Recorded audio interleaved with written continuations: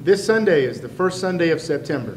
Generally, the first Sunday of the month at our church is the day that we partake or celebrate communion. Communion also can be recognized as the Lord's Supper. In 1 Corinthians chapter 11, Paul talked about the Lord's Supper. And he talked about this night where Jesus gathered all the disciples together in a room. And they all gathered around a table. And as they gathered there, Jesus began to give instructions on how to remember him until he returns. And so while he does this, if you think about it, it was Jesus, and there were 12 people sitting around this table. Now, I would think that if there were 12 people around any table, the table would have to be pretty big. It makes me think of at home. At home, we have a regular kitchen table for my wife and I, and then we have a small mini table for our two children. We have a 4-year-old son and a 2-year-old daughter, and around their own little table, there's 3 seats.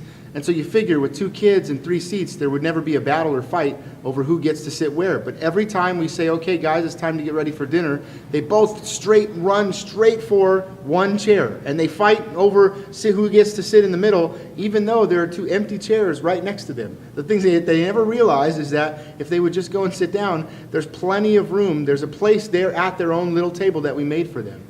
And as Jesus gathered the disciples, the thing that no one had to worry about was whether there was going to be enough room.